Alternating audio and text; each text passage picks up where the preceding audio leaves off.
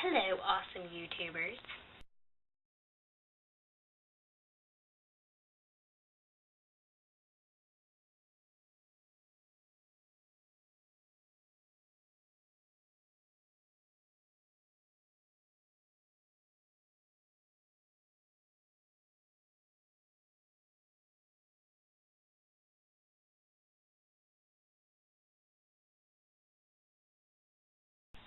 Okay, so before I get started on this week's topic, I just want to tell you about my very embarrassing fangirl moment.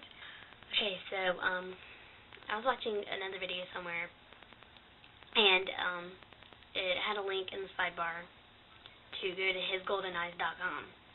And so, that I checked that out quite frequently, and I went and it had pictures from the Edward and Bella reunion scene in Volterra. Okay, so this is how it went down. This is where the embarrassing part comes in. First, I hyperventilated. Like, it was worse than when I saw the actual new moon poster. I was, sitting there, and I could not breathe for, 5 minutes straight. But that's not even the embarrassing part. This is. I started watching this video, and it had, a sequence of pictures, I was actually watching the movie. I fell out of my chair onto the ground and was practically screaming. And mind you that all my family was still awake, and they were probably wondering what the heck was wrong with me. Yeah, so that was my very embarrassing fangirl moment. And if you want to see the pictures, just go to hisgoldeneyes.com. It's on the homepage, and it's pretty easy to follow. Okay, next. I know it's not Friday, but I'm not going to be here Friday. I'm going to be out of town at my grandmother's house. So I'm not going to have any time to make a video or even post the video. So it's just I'm going to videotape it right now, and then I'm going to post it as soon as I'm finished making the video and editing it and make it look pretty. Okay, on to this week's topic. This week's topic was to take a few Twilight characters and describe them in 3 words. So, my first character, Esme. Esme is so neglected and nobody ever talks about her, so I decided, well, you know what, I'll do Esme. Okay, so my words for Esme are motherly, affectionate, and quiet. Motherly. She's motherly because she basically takes 5 human beings, well, they're vampires at the time she takes them, but you know what I mean. She takes 5 kids and treats them like they are her own, and she learns to love them, and she just takes them under her wing with Carlisle and parents these kids that she barely even knows. Okay, affectionate.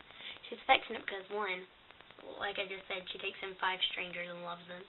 Once Bella comes into Edward's life, she learns to love Bella, and during Breaking Dawn, she treats the wolves with great respect, and she tries to provide them with hospitality, give them a home and clothes and food, and even though vampires and wolves are sworn enemies, she just tries to make them feel comfortable since they really don't have a home.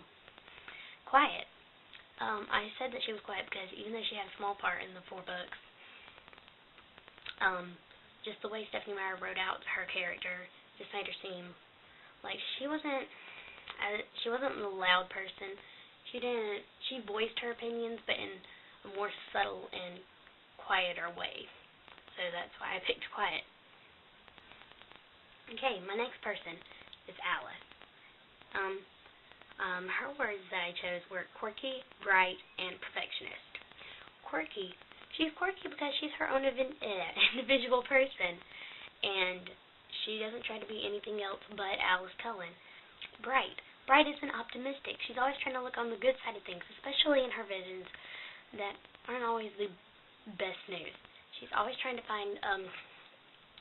look around those visions and find the good in them. Perfectionist. Okay, so this is really geared towards one scene in Eclipse and one scene in Breaking Dawn. Eclipse, graduation party. Breaking Dawn, wedding. Those 2 things had to be completely perfect. They could not be screwed up in one single way. Had to have had the perfect music, the perfect food, the perfect lights, the perfect outfits, the perfect everything. So Alice is a perfectionist. Okay, I think this was my favorite person to do, Emmett. And I said he was playful, protective, and inappropriate. Playful. He's playful because just the way Bella describes him, he seems like a big teddy bear. He's just the big brother of the family, and he's always joking around and just having fun. He's a fun-loving guy, and I just want to go up and give him a hug, a big old bear hug, just because he's awesome.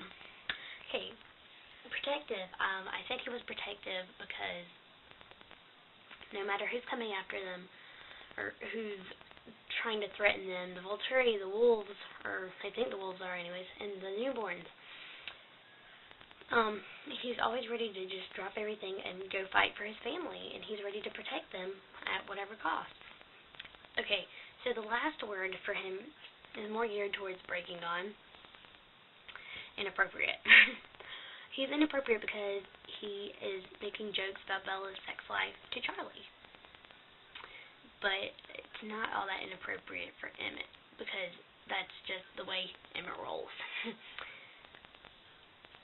Shoot, you know what?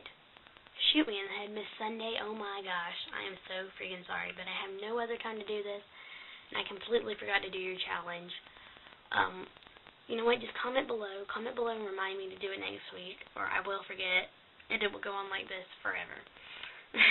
So, yeah. Don't forget to watch the MTV Movie Awards. The 1-minute clip, or approximately 1-minute clip of New Moon is going to be shown. Oh yeah! And to see that I am donning my Twilight shirt. It's just a movie poster and has Twilight written on the bottom. And it says, when you can live forever, what do you live for, on the back. Yeah, and I have worn the shirt quite a few times. I just don't make videos normally as I want to, so you don't get to see it a lot. Okay, so I talked about my hyperventilation. I did the topic. I told Miss Sunday I was sorry. I completely forgot. I'm dead serious. Please forgive me. And I showed you my shirt, and I told you to watch the MTV Movie Awards. I think that's it. So once again, I'm sorry this is going to be posted early. I don't like posting on other people's days, but I'm going to have to. And I am extremely sorry about that. I love you all. I have to. Have a good rest of the week. Have a good weekend. And I guess I'll see you guys next Friday. Bye.